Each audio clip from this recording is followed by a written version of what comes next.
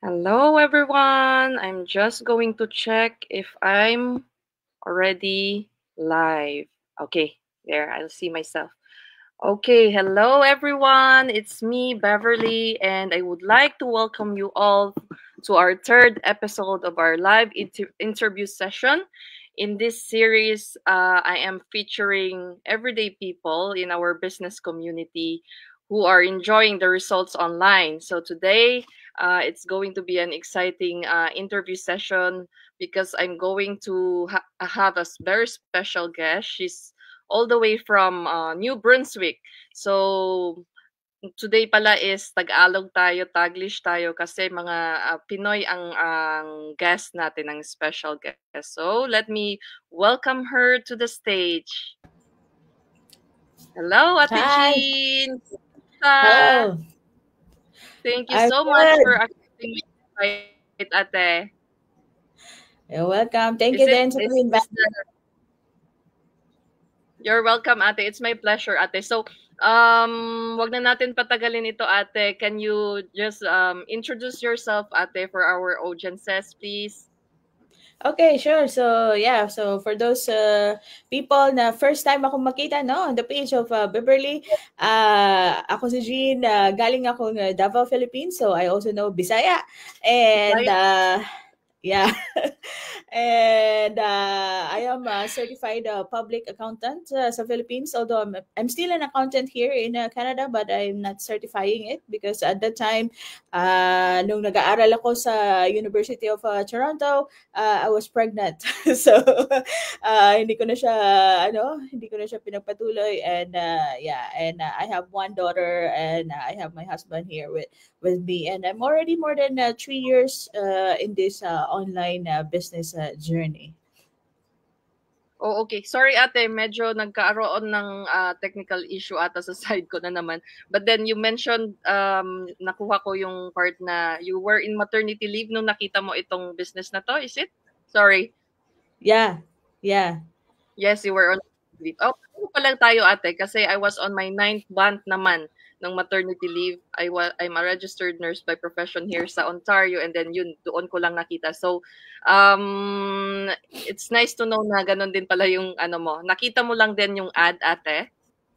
Yeah, yeah, I saw it in social media feeds and actually patapos na yung maternity leave ko at the time, but at that time yung anak ko is pinasok ko siya sa daycare and alam naman natin pag pinasok natin sa daycare yung bata nagkakasakit sila, so every other week nagkakasakit. So yeah, that's what that was really my time that nag-decide ako na I need to do something extra, no, para ma-augment yung nawala namin na income as a family. Oh, wow, yes. Buti Yeah. na lang you stumbled upon this opportunity. So what inspired you, Ate, talaga to explore this online business? Kasi as an accountant by profession, syempre hindi ka naman ano ng mga social media or doing online, 'di ba? So what really inspired Mm. you? Okay, yeah, first and foremost, it was because of my daughter, no, nasakitin siya. So, every other week siya nagkakasakit and pag siya yung nagkasakit naman ako. So, pag ganun Panig kasi, absent, no? So, nag-absent na ako kasi nagkasakit siya. Then, pag ako na naman, absent na ako. So, all in all, parang 1 week lang yung pinasok ko for the whole month. So, I was I was really financially struggling at the time at hindi ko siya na ano no, hindi ko siya na forecast as an accountant. Hindi ko siya na forecast na ganun para pag may anak and then pag pinasok mo rin sa daycare. So yeah, I Mhm. was financially struggling as a family. So, kaya yun, naghahanap pa talaga ako sa online. I was looking for online business like Amazon, e-commerce, Shopify, eBay, stocks, ano pa yun, na madaming online business at the time. And I I was really, I don't know, hindi ako, ano dun sa mga businesses na nakita ko because they are capital extensive. And then, wala akong plan to do online business using social media. But when I was tired, very tired na ako sa kaka-research, ano ba talaga yung magandang online business na umpisahan? Because it was my first, this is my first online business. Actually, I have traditional businesses before, but it requires time to go out and hindi na siya pwedeng gawin kasi I have a daughter. So, yung online business talaga yung nakikita ko na very flexible siya gawin kahit nasa bahay lang ako, nagbabantay ng bata, or nasa hospital ako. Pag pupunta kami ng hospital, I can still do the business. So, yeah, she was really my reason. That's why I'm looking for an online business. And I want to have this income na very flexible, no? Hindi ako matatay up in terms of location, in terms of time. Kasi pag mother tayo, 'di ba? Fluid dapat yung schedule natin. Parating andun sa bata yung siya yung calendar, siya yung scheduler. Tama. So, yeah, Tapos, so natin. so wala tayong oras. Actually, we have time for ourselves, but most of the time, dun talaga tayo nag-a-adjust, no? Kahit panood tayo ng Yes. movie nila yung panoorin natin. So, so Iba na talaga yes. pag nagkakaanak na. So, yung priorities talaga is really our children na. And of course, syempre, kailangan pa rin makapag-provide ng income for our family. That's the most important. So, what are the challenges naman, ate, that you have encountered? Kasi since you are new nga, though you have traditional business na experience, but this is something new sa'yo kasi online nga siya. So, what are the challenges and how did you overcome yung mga challenges na yon?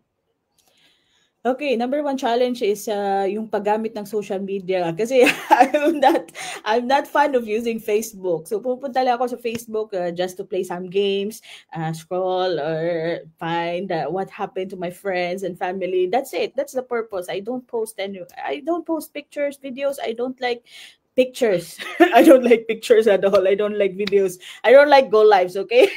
Yes. So that was Nobody yeah. are born celebrities here sa online business natin, di ba? Mga Yeah, everyday yeah. people lang.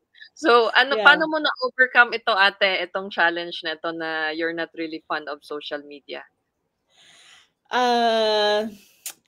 It comes to the point na kailangan ko siyang i-accept, no, na yung business talaga is going to social media. So, lahat ng multinational companies, they're advertising in social media. Mas maliit yung gastos nila, no, in advertising in social media as compared with TV. And then, most of the people is nasa social media na sila. Doon na sila tumitingin ng video, doon na sila nakikinig ng mga balita, doon na sila nag-accept ng mga opinion. So I see that social media is a very reliable platform, no, in terms of doing business. That's why I learned to accept na okay, so ito yung pinasok ko na business, so I need to accept, I need to learn what are the skills that I need to learn in this business so that I gonna grow my business as well. Yes, kasi it's part of our tawag nito, marketing din. So there are billions na, as you have mentioned, there are billions of people, 'di ba, na who are already using social media just purely for entertainment instead of us na nagpo-post ng kasi we're doing it na before. If you're not fond of posting siguro ate ng mga like your travels, pero most of the time people are doing that already, 'di ba? They post Yeah. their mga travels, yung something new in their life or exciting in their life. Bakit hindi natin pagkaperahan itong mga 'to, 'di ba? Kasi we're Yeah. already there in the social media. All we need to do is adjust na lang and learn from our training katulad nitong online business nga.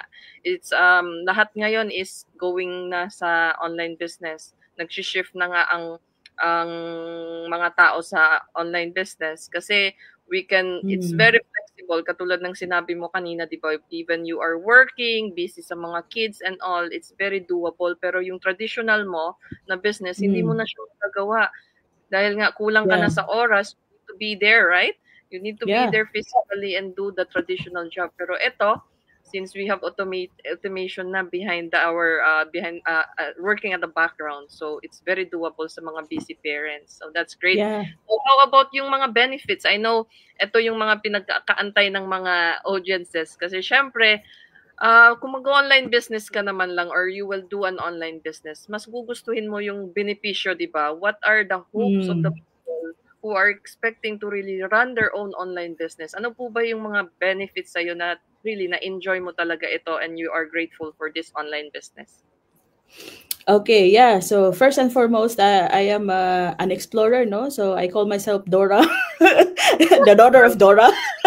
So I really want to travel and I really wanted to go places. So kahit wala pa akong asawa, I travel in many countries in Asia. And right now I'm here in North America. So this is what I really love because our travel expenses are covered in our business. Yoo-hoo! And yeah, and I can bring my business anywhere, even if we are traveling as a family. And aside from that, this business is having nagbibigay siya ng hope, no, sa akin na in the future I can have my next generation, hindi na sila katulad sa akin na they gonna also yung parang magsasuffer sila financially. So I'm preparing their future, and this is what I really love because in the future there are chances na they will get those passive income as a family, and that's what I'm working for. And so far this is my longest business, no, na inumpisahan na hanggang ngayon ginagawa ko pa din, and I'm sure I'm gonna finish this business kasi dati yung mga businesses ko it was just less than 2 years, less than 3 years, I'm done, something like that. But here this is a really a long-term business, and I could say this would be my lifetime business because it also gives us a lifetime benefits, no. So if you're not familiar, we're partnered with multinational company, and they're gonna giving us fixed incentives, and I don't see any companies na nagbibigay ng ganun kalaki, no, from 5,000 to 80,000. So where can you ask for that one? I know there's an airline in the Philippines, yeah.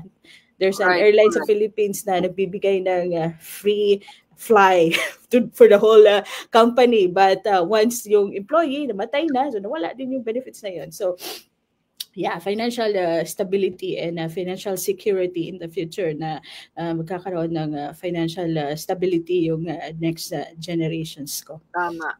A legacy, kumbaga a legacy talaga na ibigay natin sa mga people who are depending on us, which are our children. Sino pa nga, para sa kanila talaga ang business na to. So, thank you so much for sharing that one, ate. So, may message ka ba sa mga hardworking parents out there na nagkakakunda po ba ng magtrabaho, di ba, ng 2 to 3 jobs, but then they're still not willing to try something new. Very hesitant sila dahil nga siguro may fear, mga skeptical. Ano yung message mo sa kanila, ate? Okay, yeah. So, pag meron kayong anak, tapos you're considering for second job or third jobs, maybe you need to consider this business because that was my plan as well na kailangan ko ng second job kasi nawawala yung first job ko na sweldo. That was my plan. And I came to a realization na kapag mag-second job ako, that means weekends yun, ano? So, Monday to Friday, wala na akong time sa pamilya ko. And then, Saturday, Sunday, wala na din akong time sa pamilya ko. So, ano na yung may iwan, di ba? So, wala na akong time sa kanila, sa kanya while she's growing up. So, kung ikaw is very skeptical, kung meron kang fears, I know you have a lot of fears, no? If you're still listening to us right now, no, we're already more than 10 minutes discussing the business. Maybe this is for you. So, kung ano-ano may yung mga doubts mo, just reach us, reach to Beverly or anyone that can help you answer your doubts. I know may mga fears tayo kasi hindi natin alam on the other side. I've been there, no? Mahirap din sa akin intindihin kasi it was my first. I have a lot of fears as well. I was so skeptical as an accountant. I was very skeptical because what is this online business all about? Social media. I don't know this one. So, yeah, but I asked the right questions to the person na nakita ko siya sa social media. Yes. And, yeah. Thank you, ate. So, siguro, ang magiging tanong ko lang sa'yo ngayon, ate, since na-mention mo that this will be your lifetime business, where do you see yourself? Siguro 5 years from now, ate. Sorry, what do you mean? Where do you see yourself in this business, ate? After 5 years, in 5 years time? Since you said na this would be your lifetime business talaga. 5 years. Okay, I expect to have a growth. So there would be a growth in my business. So hopefully times 5 growth as well. Wow. And yeah, I'm able to help a lot of busy parents like me. Right now, I'm already helping a lot of very busy parents as well, as far as in Australia. And I'm so inspired. They have this hope as well as me, because that's my mission, to give hope to the hopeless. I was hopeless before, but I did not stop looking for a solution. So yeah, so if you feel hopeless, and this might be the option, right? So uh, Okay. Right. yeah. Okay, thank you so much, Ate Jean, for your time and for sharing your very powerful, inspiring story. Then, kasi nga, you're a great reminder sa mga tao nga na katulad sa atin ng mga everyday people na akala nila Mm. um, sometimes yung fears is nandyan, but they don't know that behind those fears, if they will be able to overcome it lang with the proper mindset and determination, you can achieve extraordinary results, especially in this business. Kasi very, very exciting and very fun itong business na to. And very, for the beginners, di ba, itong business na to. Basta we are just having a coachable mindset, and then we are determined talaga to learn new skills, is walang imposible. So thank you so much, Ate Yeah. Jean, and of course for everyone who tuned in and yung mga manonood sa replay. Thank you so much for your time. I hope you got some value out of Ate Jean's story, and then it will actually push you to take the next step of taking action towards your goals. So just connect with us. If you're ready, connect with us, register on our website, and then we will guide you sa mga succeeding steps nyo. So thank you so much, and God bless everyone until our next interview session. Bye for now. Bye.